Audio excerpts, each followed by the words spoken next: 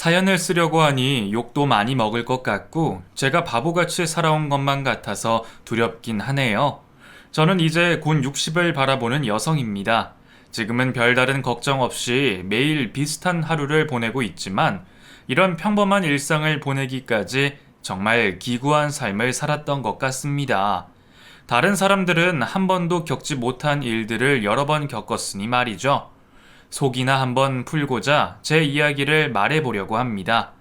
기구한 제 인생은 제가 태어나자마자 시작되었어요.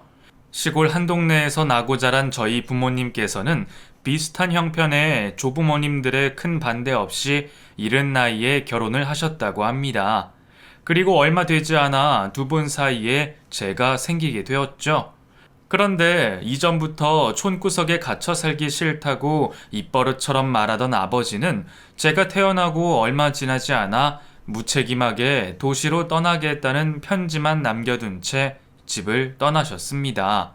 할아버지 할머니를 비롯하여 어머니까지 모두들 아버지가 어디로 갔는지 알 수 없었다고 해요. 그 뒤로 홀로 저를 키우며 집을 떠난 아버지를 기다리던 엄마는 끝내 돌아오지 않는 아버지를 결국 포기하게 되었죠. 집안에 가장 없이 혼자 저를 키우셨던 어머니는 동네 일거리를 돕고 사람들의 도움을 받으며 생계를 이어가시게 되었습니다. 그러다 제가 6살 정도 되었을 때 엄마는 돈을 벌기 위해 멀리 가야 한다며 잠시만 떨어져서 지내자고 했죠. 그렇게 저는 외할아버지 댁에 맡겨지게 되었어요. 성자야, 엄마가 열밤 지나면 맛있는 사탕 사서 올게. 그러니까 할아버지 할머니 말씀 잘 듣고 밥도 잘 먹고 있어야 해. 응, 엄마. 그래, 우리 성자 씩씩해서 할아버지 할머니한테 많이 사랑받을 거야. 내 새끼, 엄마가 많이 미안해? 엄마, 왜 울어? 성자는 기다릴 수 있는데. 엄마는 완전 울보구나. 성자 벌써 보고 싶어서 울어? 그래, 엄마는 울보야. 미안해, 성자야. 미안해. 그때 일자리 때문에 저와 잠시 떨어진다는 엄마는 저를 안고 한참을 우셨어요. 어렸던 저는 그 눈물의 의미를 몰랐습니다. 엄마가 약속처럼 열밤 뒤에 돌아올 거라 생각했으니까요. 그날 밤 엄마는 제 머리맡에서 저를 쓰다듬으며 한참을 곁에 계셨습니다. 그 모습이 제가 본 엄마의 마지막 모습이었습니다. 약속한 날이 한참이 지나도록 집으로 돌아오지 않은 엄마를 찾아달라며 할아버지와 할머니에게 떼를 썼지만 그때마다 할머니께서 엄마는 찾을 수 없을 만큼 아주 멀리 갔다 하셨어요. 그리고 저에게 엄마를 잊고 살라고 하셨죠. 그리고 한참이 되어서야 저는 엄마가 저를 두고 새 가정을 꾸리신 걸 알게 되었습니다. 초등학생 시절부터 부모 없이 할아버지 할머니 손에 자란다는 이유로 놀림을 받았던 저는 그 이유에서인지 점점 소극적인 성격으로 변해갔습니다. 저를 불쌍하게 대하는 사람들의 시선으로 인해서 제 스스로 위축이 되었던 거죠.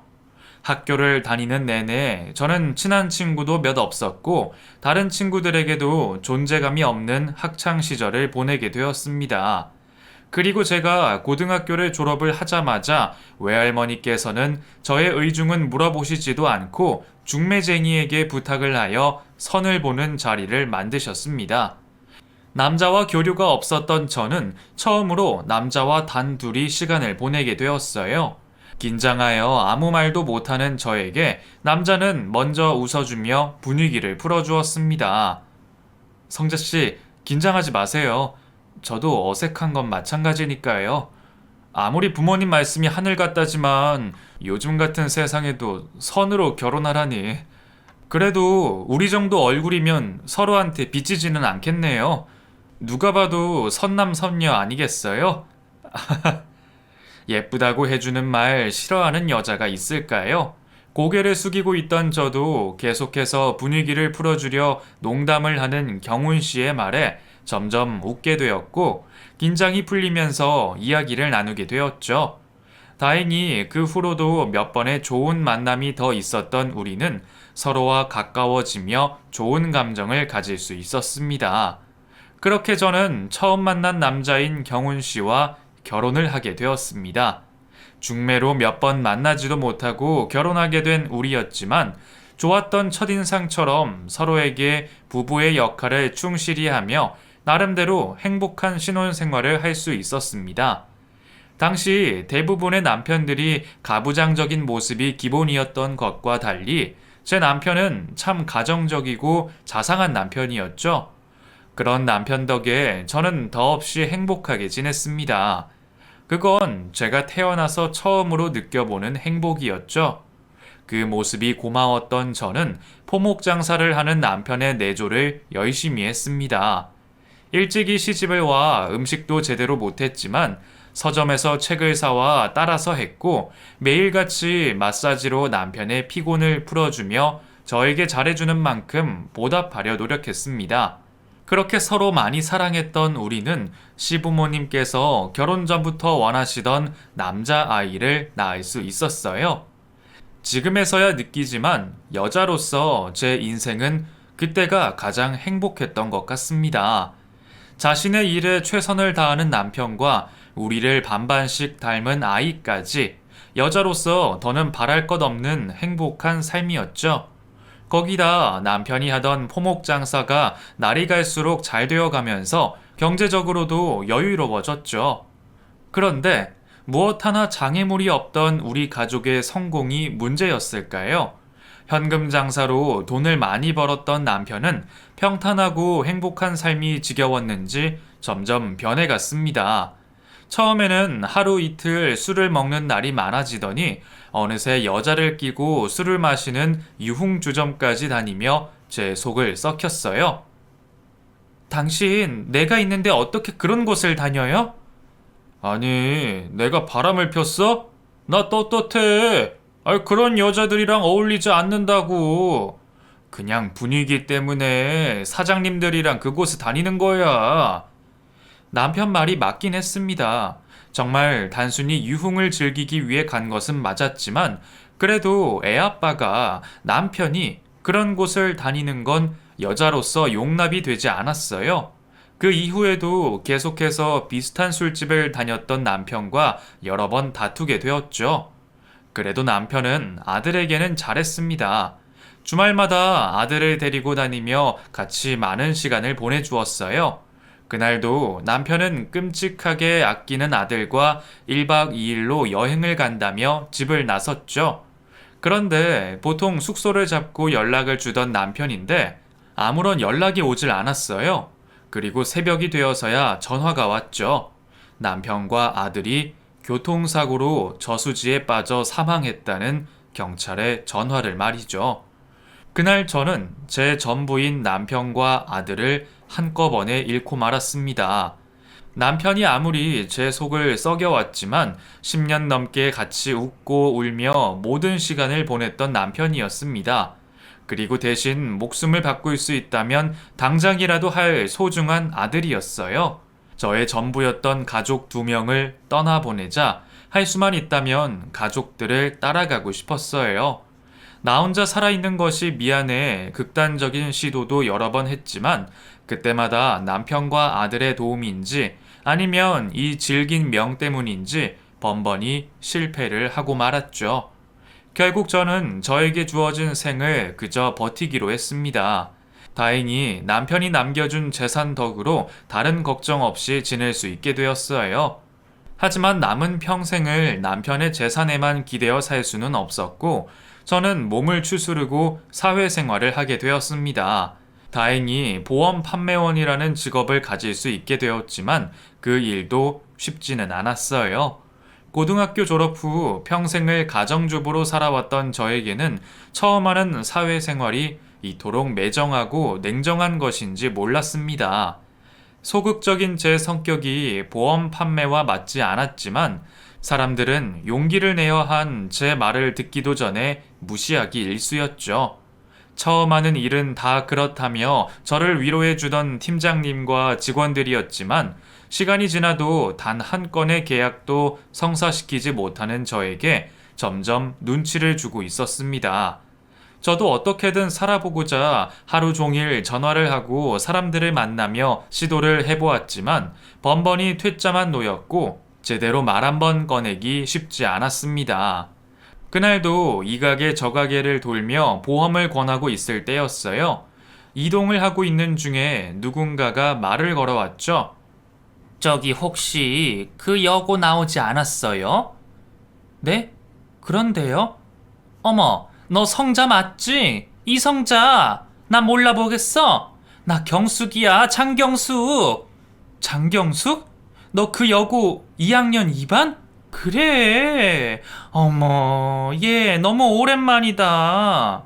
너는 어떻게 나도 못 알아보니? 끝까지 모른 척 했으면 서운할 뻔했다, 얘. 우리 졸업하고 이게 얼마만이니? 진짜 너무 반갑다.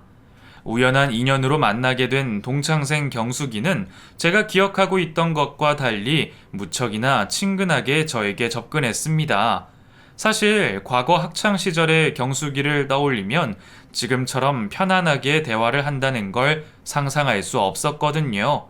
그 시절 저는 학급에서도 존재감이 없었고 굳이 서열을 나누자면 가장 밑에 있는 존재였습니다. 그에 비해 경숙이는 가장 높은 위치에 있고 모두의 시선을 받는 학생이었어요. 성적은 보통이었지만 예쁜 얼굴에 애교까지 있는 성격 때문에 학교 선생님들의 사랑을 독차지했죠. 그런 경숙이는 직접적으로 아이들을 괴롭힌 적은 없었지만 항상 같이 어울리는 무리들이 다른 친구들을 해코지했었죠. 그래서 저와 경숙이도 직접적으로 서로 대화를 하거나 어울린 적이 없었습니다. 다만 같이 다니는 무리들이 저를 괴롭힐 때 저를 한참 깔보던 눈빛만은 기억하고 있었죠. 의기소침한 저에게 항상 같은 눈빛을 보이던 경숙이와는 고등학교 내내 한마디 말도 섞을 수 없었습니다. 그랬던 경숙이가 몇십 년 만에 나타나 반가운 척을 하는 것을 그저 호의로 받을 수는 없었죠. 저에게 친근하게 접근하는 경숙이를 당연히 경계를 할 수밖에 없었어요. 너 졸업하자마자 결혼했다고 들었어. 그런데 어쩜 이렇게 타지에서 너를 만나게 된다. 그래, 여기선 언제부터 살게 된 거야? 결혼하고 바로 오게 된 거야? 응. 그럼 지금은 회사 퇴근? 아니면 여기가 근무지야? 아니, 여기 근처에서 살고 있어. 이제 일 끝나고 집에 들어가려고. 어머, 너무 잘됐다. 나도 여기 근처 살잖니. 안 그래도 동창 사람 하나 없는 타지에 마음 둘 곳이 없었는데 우리 이렇게 만난 거 잘 지내보자. 집 전화번호가 뭐야? 어디에 살고?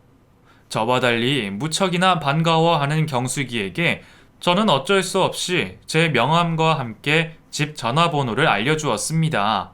일 때문에 휴대폰도 가지고는 있었지만 그것만큼은 왠지 알려주기가 꺼림직했어요. 처음에는 거리를 두려고 했던 저도 계속되는 경숙이의 연락으로 같이 만나는 자리를 가졌습니다. 성자, 너는 옛날이나 지금이나 참 친해지기 어렵구나. 응? 나도 눈치가 몇 단인데 네가 내 연락 피하는 걸 모를까봐? 나도 네가 날 어떻게 생각하는지 알아. 다시 옛날로 돌아갈 수 있다면 모두랑 잘 지내고 싶어. 나 잘났다고 다른 사람 무시하지 않고 말이야. 그때는 나도 내 멋에 취해서 오만방자할 때라 나도 부끄럽다 얘. 사실 나도 경숙이 너가 나를 먼저 아는 척해서 많이 놀랐어. 내 학창시절 기억 속 너는 콧대 높은 아이였고 나랑은 대화 한마디도 안 했었잖아. 그때는 내가 뭐라고 참 어리석었지. 너도 나랑 비슷할지 모르겠지만 타지에서 다른 사람들이랑 어울리는 게 참 쉽지 않더라고. 겉으로야 서로 다 웃고 즐기지만 너도 알잖니. 다들 자기 주머니는 챙기면서 사는 거. 그런데 너를 만나니까 얼마나 반갑던지 나도 모르게 아는 척을 하게 되더라. 그리고 과거의 너와 나의 관계도 기억하지만 이렇게라도 고향 친구랑 마음 터놓고 이야기하고 싶더라. 마치 저에게 고해성사를 하듯 자신의 속마음을 이야기하는 경숙이의 마음을 저도 조금은 알 것 같았어요. 그 전까지는 남편과 아들이 있는 가정에서 행복하게 지내던 저도 혼자 되고 나서 사회생활을 하다 보니 편하게 마음 놓고 이야기할 주변 사람이 하나도 없었거든요. 혹시 이 사람에게 이야기하면 내 흉을 보지는 않을까? 아니면 그 사람은 나를 생각하는 마음이 나와 같을지 알 수가 없었죠. 경숙이의 진심을 듣게 되니 일부러 거리를 두려 했던 제 생각도 변하게 되었습니다. 사실 생각해보면 경숙이가 저를 직접적으로 괴롭힌 적도 없었고, 잘난 맛에 사는 건 철없는 어린 나이에 한 번씩은 품을 수 있는 감정이지 않았을까 싶었어요. 저 같아도 주변 사람들이 저를 떠받들듯이 대해준다면 그 분위기에 도취되어 같은 행동을 했을 수도 있었습니다. 시간이 흘러 먼저 저에게 아는 척을 해주고 자신의 감정을 솔직하게 이야기해주는 경숙이를 보니 제가 너무 선입견을 가지고 생각한 것 같았죠. 저도 한 명쯤은 속마음을 터놓고 이야기하는 친구가 있었으면 했어요. 그렇게 저는 경숙이와 친해지게 되었습니다. 경숙이는 익숙하지 않은 사회생활에 힘들어하는 저를 참 많이 도와주었습니다. 발이 넓었던 경숙이는 보험을 하고 있는 저에게 많은 고객들을 소개시켜 주었어요. 제 설명이 부족하더라도 옆에서 분위기를 잡아주며 여러 건을 성공시키게 해주었죠. 그렇지 않아도 실적이 나지 않아 곧 잘릴 것만 같았던 저였는데 경숙이 덕분에 계약도 하게 되고 상대방을 어떻게 구슬려야 하는지도 알게 되면서 보험을 권하는데 자신감을 얻게 되었어요. 그렇게 말뿐만이 아니라 직접 나서서 저의 일을 해결해 주던 경숙이와 점점 더 가까워지게 되었죠. 근데 성자야, 너는 집도 좋은 곳에 사는 애가 왜 네 성격이랑 맞지도 않는 보험일까지 하는 거니? 남편이 집이랑 재산 남겨줬다고 해서 그 돈들만 쓰면서 살 수 있나? 노년도 생각해서 벌 수 있을 때 생활비 정도는 벌어놔야지. 어머, 너 혹시 남편이랑 내가 말 안 했나? 남편이랑 아들이 먼저 세상을 떠났어. 어머, 미안하다, 얘. 나는 그런 줄도 모르고. 내가 깜빡하고 말을 못한 건데 뭘. 그래도 남편 덕에 큰 걱정 없이 사는 거지. 어릴 때부터 아버지와 엄마에게 버림을 받고 남편과 아들까지 잃게 되었던 제 기구한 인생사를 저도 누군가에게 풀어놓고 싶었나 봅니다.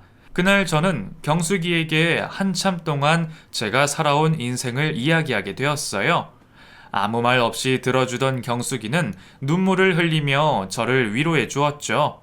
뒤늦게서야 제대로 사귀게 된 친구였지만 경숙이는 힘든 세상에서 제가 유일하게 기댈 수 있는 친구가 되어 있었어요. 저와 경숙이는 아는 사람이라곤 하나도 없는 타지에서 서로를 도와주고 끌어주며 오랜 시간 동안 우정을 쌓아갔습니다. 그러다 조민석이라는 남자를 경숙이와 보는 자리에서 함께 만나게 되었죠. 성자야, 늦어서 미안. 여기는 조 사장님이라고 나 부동산 하는데 도움 주시는 분이야. 근데 오늘 건물 매매 계약건으로 밥을 사주신다고 하셔서 말이야. 이왕이면 너도 같이 먹으면 좋을 듯 싶어서. 같이 왔는데 괜찮지? 아니, 뭐 나까지. 경수가, 나는 그냥 집에 가서 먹을게. 둘이서 먹어. 아유, 이러면 제가 더 죄송하죠. 불편하시면 제가 음식값만 내고 빠지겠습니다. 친구 두 분이서 좋은 시간 보내세요. 아니에요, 조 사장님.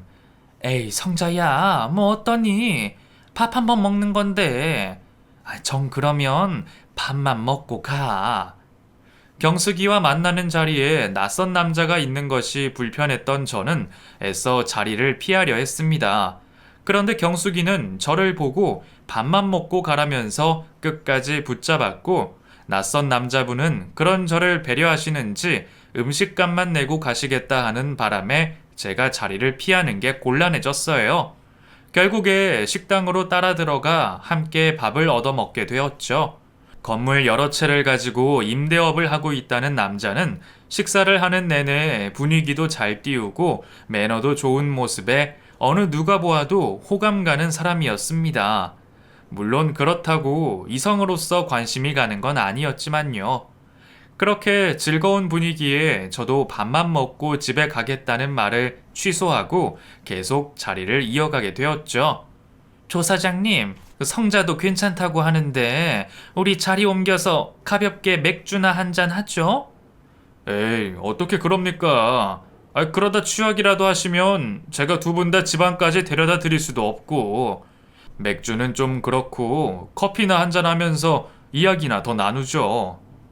괜한 추파를 던지는 남자들은 무조건 술자리를 권할 텐데 먼저 술자리 제의를 거절하는 모습에 저도 더 안심하고 자리를 이어가게 되었던 것 같습니다.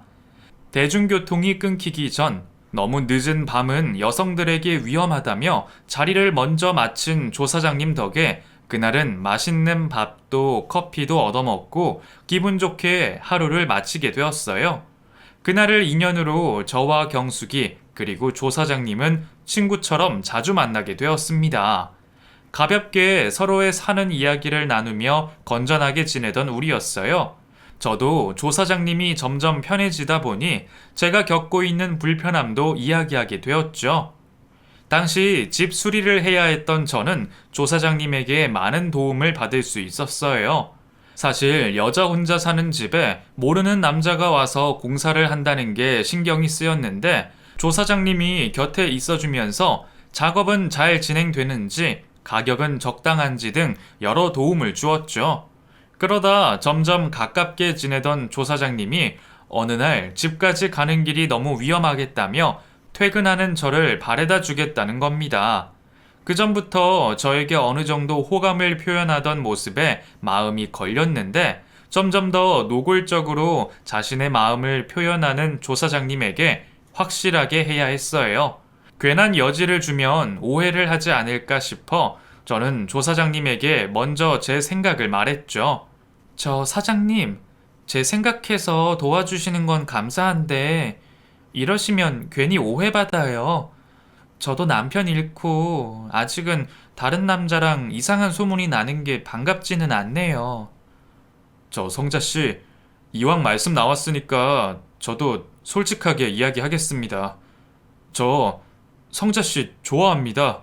지금까지 살면서 다른 여자한테 한 번도 눈이 간 적 없지만 성자씨는 달라요. 처음으로 제게 가슴 뛰는 감정을 느끼게 해줬단 말입니다. 물론 성자씨 과거를 모르는 것도 아니고 사별한 남편분을 두고 쉽지 않은 선택이라는 것도 압니다. 하지만 언제까지 성자씨 혼자서 힘들게 살아갈 수는 없지 않습니까? 성자씨도 남은 평생을 행복한 여자로서 살 권리가 있잖아요. 저 다른 여자라면 모르겠지만 성자씨라면 기다릴 수 있습니다. 당장에 제 마음을 받으라고 하지 않을게요. 다만 밀어내지만 말아주세요. 저에게 생기는 관심을 먼저 잘라내려고 시작한 말이었는데 말을 꺼냈다가 얼떨결에 조 사장님의 고백을 받고 말았습니다. 사실 저도 남편과 아들에게는 미안한 마음에 선을 그으려 했지만 저 역시도 조 사장님이 싫지 않았고 나이가 들어 받아보는 고백도 제 마음을 뛰게 해주었죠.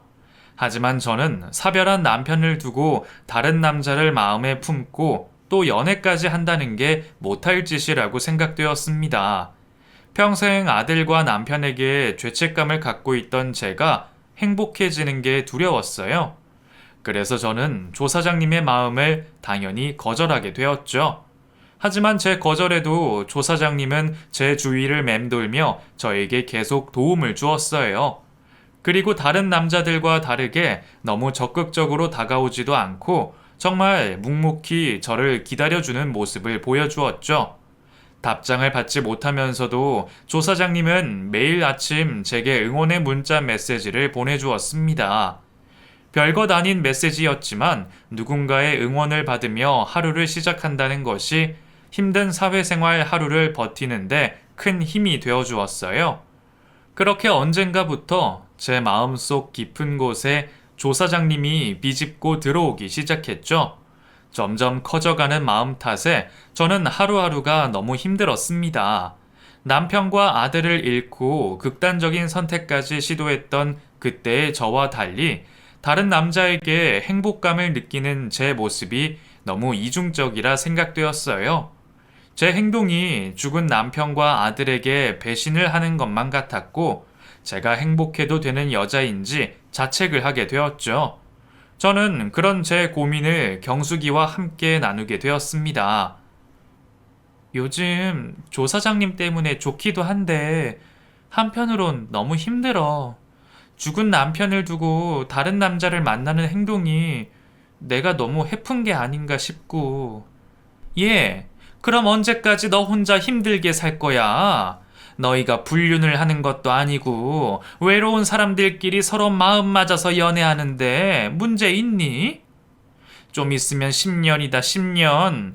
그 정도로 남편 기렸으면 됐지. 아, 언제까지 그렇게 살래?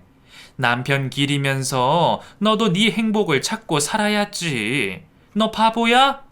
그리고 나 같으면 내가 먼저 조 사장님 잡아.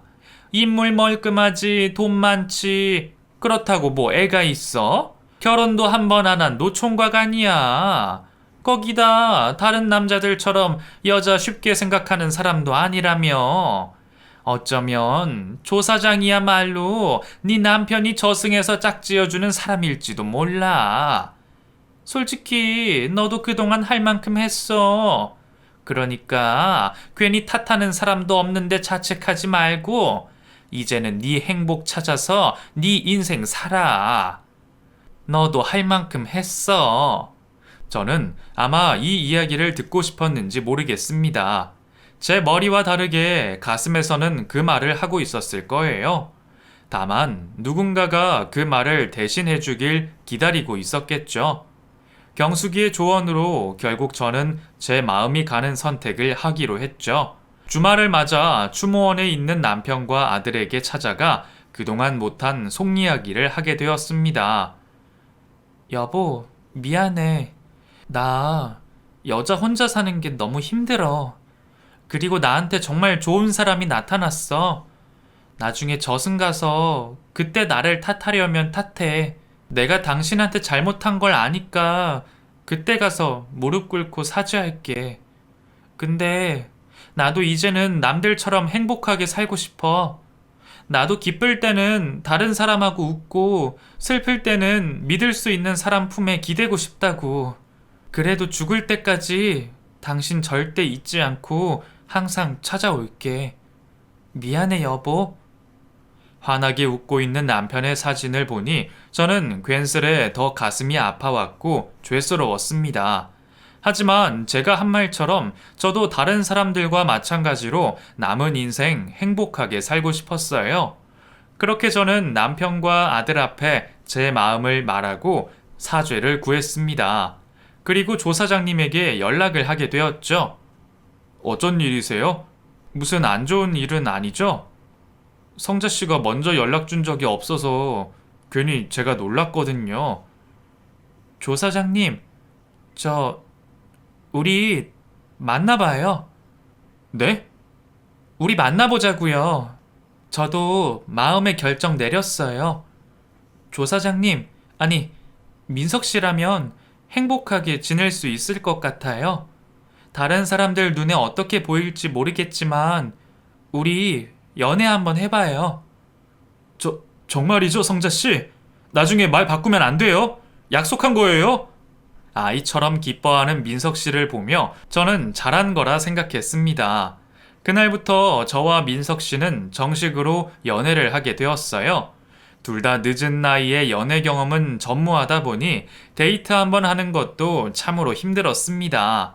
우리 때 다른 사람들은 어디를 가서 놀았는지도 몰랐고 세월이 한참이 흐른 지금도 마찬가지였죠. 다른 사람들이 보기엔 부부로 보일 텐데 괜히 이상하게 보진 않을까 싶어 우리는 손잡는 것도 민망해서 서로 떨어져서 걷곤 했죠. 비록 늦은 나이에 체력도 따라주지 않고 엉망진창인 데이트였지만 저희는 서로 같이 있는 것만으로도 행복했습니다. 그리고 너무 빠르지 않게 제가 충분히 받아들일 수 있는 정도의 연애의 속도를 맞춰주는 민석 씨에게 고마웠어요. 저와 민석 씨가 행복한 만남을 이어가고 있을 때 저희 둘보다 기뻐하고 좋아했던 사람은 바로 제 친구 경숙이었습니다. 이거 봐. 내가 그날 성자 너를 그냥 보냈으면 어쩔 뻔했니? 내가 조 사장님이 밥 사준다고 하니까 느낌이 딱 하고 오더라니까. 아무리 봐도 성자랑 너무 잘 어울릴 것 같잖아. 둘이 잘 돼서 내가 너무 기쁘다 얘. 고마워 경수가. 그래, 다 너 덕분이야. 민석 씨한테 만나자고 하기 전에 너랑 고민 상담했던 시간이 나한테 큰 힘이 되었어. 그래서 너 덕분에 용기 내서 민석 씨한테 이야기할 수 있었어. 무시하려 했던 경숙이와의 인연이 이렇게 새로운 연인과의 만남의 교두보가 되어줄 거라고 생각도 하지 못했습니다. 모든 걸 경숙이의 덕분이라고 생각한 저와 민석 씨는 이후에도 경숙이에게 밥도 사고 선물도 사주면서 저희를 이어주게 해준 보답을 하였습니다. 저는 그만큼 민석 씨를 만나게 된 걸 감사하게 생각했어요. 사람 마음 변하는 게 한순간인데 민석 씨는 이전과 변함없이 흐트러지지 않는 모습을 보여줬거든요. 항상 제가 하는 말을 먼저 경청해주고 다정하게 저를 대해주는 민석 씨의 모습에 점점 빠져들게 되었죠. 그렇게 매일 행복에 빠져 있던 중이었습니다. 나 성자 씨가 일하는 모습도 보기 좋긴 한데 너무 고생하는 것 같아서 마음이 아파요. 그러지 말고 우리 이참에 결혼합시다. 나 성자 씨 행복하게 해줄 만큼 경제적으로도 준비되어 있고 평생 사랑하면서 살 자신 있어요. 성자 씨, 나랑 결혼해줘요. 저를 위하려는 민석 씨의 진심이 느껴졌지만 저는 쉽게 결정할 수 없었어요.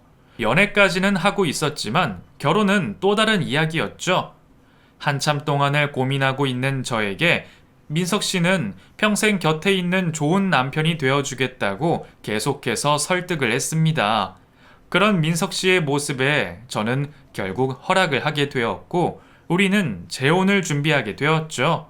그리고 민석 씨가 먼저 조용하게 지인들만 불러 결혼식을 하자며 제의를 해주었습니다. 그 말을 듣고 사실 민석 씨에게 미안했어요.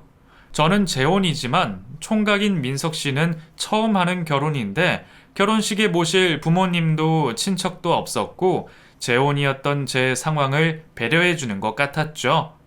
뭐든 저보다 앞서 배려해주는 민석 씨에게 도움이 되고 싶었습니다. 그런데 저에게 그런 마음을 보답할 기회가 찾아왔죠. 그러니까 사장님, 잠시만 더 기다려 주세요. 제가 꼭 해결하겠습니다. 몇 달만요. 저는 어느 날 민석 씨가 몰래 숨어 하는 통화를 엿듣게 되었습니다. 무슨 일인지 모르겠지만 쫓기듯 통화를 하는 민석 씨가 걱정이 되었죠. 민석 씨, 무슨 일 있어요? 나한테 얘기해 봐요. 우리 이제 부부가 될 사이잖아요. 실은 결제 대금이 밀리는 바람에 문제가 좀 생겼어. 큰 돈이라 당장에 구할 것도 없고, 미안. 당신한테까지 이런 모습을 보이네. 민석 씨는 당장에 큰 돈이 필요하다며 난감해했습니다. 큰 액수라 저도 쉽게 운용할 수 있는 돈은 아니었지만 가지고 있는 아파트를 정리한다면 문제될 것이 없었죠. 어차피 결혼을 하면서 민석 씨 집으로 들어가려고 했기에 저는 주저없이 처분을 하기로 마음먹었습니다. 민석 씨, 내가 도와줄게요. 어차피 나 당신 집으로 들어가게 되면 저 아파트도 필요 없잖아요. 우선 급한 불 먼저 꺼야죠. 당장 아파트 내놓을 테니까 너무 걱정하지 말아요. 성자씨, 정말 고마워요. 이번 일만 해결되면 내가 같은 아파트, 아니, 내가 가지고 있는 건물 당신한테 다 돌려줄게요. 정말 고마워요. 사랑하는 사람을 도울 수 있다면 돈이 무슨 문제겠어요. 그동안 제가 여러 도움을 받았던 민석 씨에게 드디어 도움이 된 것 같아 그것만으로도 가슴이 벅찼습니다. 우선 당장에 빌려줄 수 있었던 돈 1,000만 원을 빌려주고 나중에 아파트를 판 돈을 주기로 했죠. 그렇게 민석 씨와의 재혼을 결정하고 평범한 일상을 지내던 중 마음속 한구석에는 극복하지 못한 죄책감이 있었는지 어느 날 밤 꿈속에 남편이 나왔어요. 근호 엄마, 여보, 근호 엄마, 그러면 안 돼. 무슨 말이야, 여보. 그리고 미안해. 당신도 봐서 알겠지만 당신 없는 이 세상 나 혼자 버티기 너무 힘들었어. 미안해. 안 돼. 당신이 위험해. 안 돼. 무슨 말이야? 당신 무슨 말을 하고 싶은 거야? 근호 엄마, 아니 성자야. 제발 그 남자랑 재혼하지 마. 여보, 경훈 씨. 남편의 이름을 부르며 잠에서 깬 저는 그 꿈이 이상하고 힘들기만 했습니다. 도대체 무슨 말이 하고 싶기에 남편이 꿈에 나타나나 싶었어요. 죽고 나서 한 번만 제 꿈에 나타나 달라는 말은 들어주지도 않았는데 제가 재혼을 한다고 하니 갑자기 꿈에 나타난 남편을 생각하니 한편으로는 제 행복을 가로막는 듯해 기분이 나쁘기도 했습니다. 하루 종일 일은 손에 잡히지도 않고 민석 씨를 만나면서도 정신은 어젯밤 꿈속 내용에 가 있었죠. 보통 하루가 지나면 꿈 내용이 지워지기 마련인데 며칠이 지나도 생생한 꿈이었어요. 처음에는 내가 행복해지는 게 싫어서 회방이라도 놓으려는 건가 했는데 꿈속에서의 남편은 저를 원망하는 눈빛이 아니었고 오히려 걱정하는 듯 했어요. 남편의 그 간절한 눈빛에 생각이 많아진 저는 혹시나 하는 생각에 민석 씨의 뒷조사를 하게 되었죠. 제 행동이 서로의 신뢰를 무너뜨릴 수도 있겠지만 이왕 마음 먹은 것 서로 확실히 하는 게 좋지 않을까 싶었습니다. 그렇게 저는 흥신소에 민석 씨를 의뢰를 했고 그날 저녁 직접 민석 씨를 뒤따라가게 되었습니다.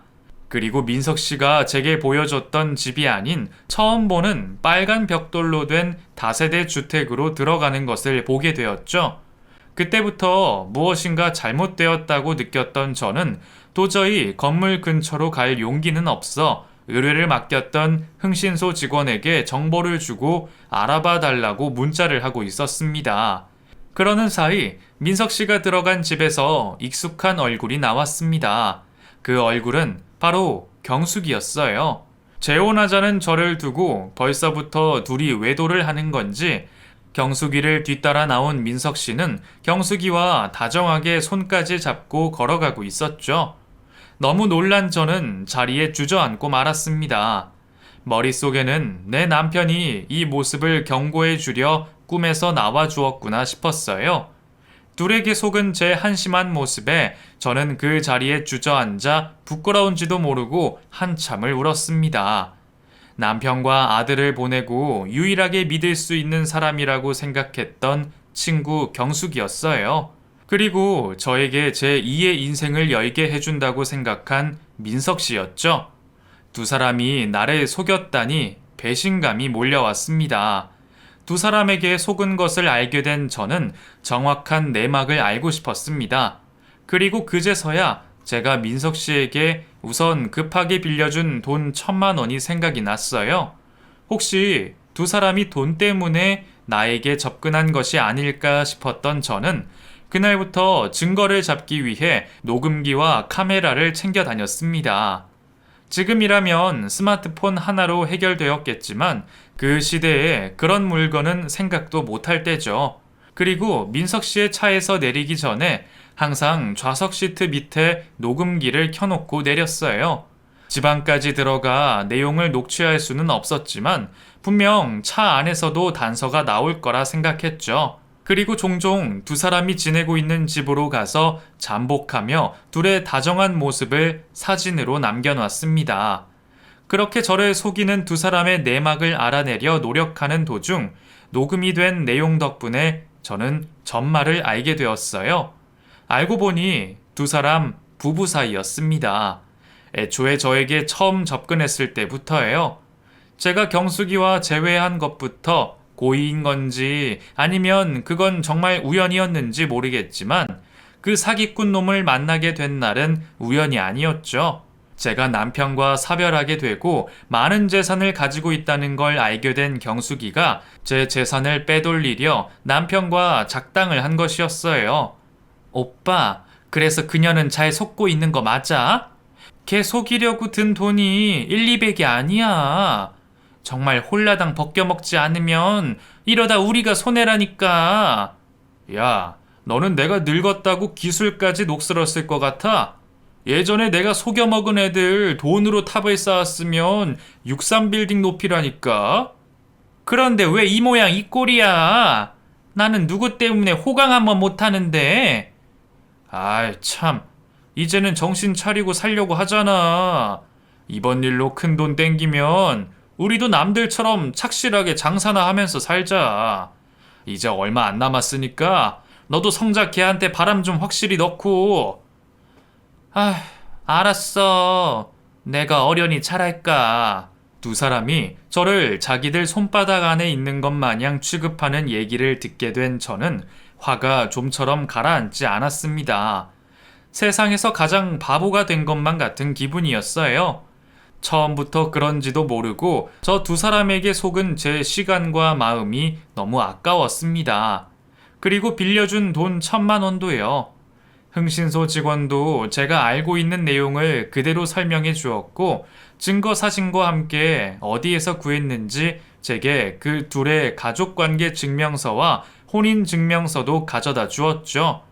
모든 사실을 확인한 저는 둘에게 복수를 해주기로 했습니다. 어차피 바보 취급 당하는 거 꼭 되갚아주고 싶었어요. 저는 재혼식 당일을 제 복수의 디데이로 잡았습니다. 복수의 내용은 간단했어요. 둘 중에 한 명이 자백을 하게 만들고 가지고 있는 증거들을 가지고 사기죄로 형사 고소를 하는 것이었죠.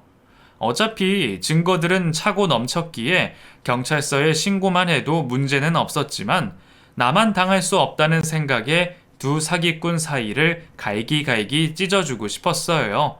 그렇게 재혼식 당일이 되었고 아무것도 모르는 사기꾼 놈은 즐거운 모습이었습니다. 저는 그 남자를 사람들 없는 곳으로 불러 이야기를 했습니다.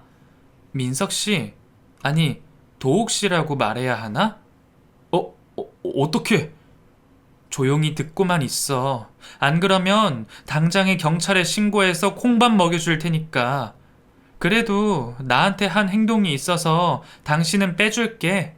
그러려면 저 여자가 시켰다고만 말해. 알았어? 이미 전현이 다 말했는데 내가 화가 나는 대상은 당신이 아니라 전현이거든. 알았어? 당신 거짓말 하는 거지? 경숙이가 그럴 리가 없어. 그래? 그럼 이건? 내가 두 사람 사이 도저히 못 믿겠다고 하니까 가족관계 증명서랑 혼인증명서도 주던데 쟤도 이제 당신을 못 믿겠는 모양이야. 당신도 바보같이 쟤한테 그냥 배신당하고 싶어? 당신은 그래도 내 외로움을 달래줬으니까 이 정도로 봐준다고. 그러니까 혼자 독박 쓰기 싫으면 내가 하란 대로 해. 그렇게 바로 식이 시작되었고 사기꾼 놈은 저를 믿고 상 앞에 서 있었죠. 그리고 신부 입장 전 대기하고 있던 저는 옆에 있던 경숙이에게 작게 속삭였습니다. 고마워.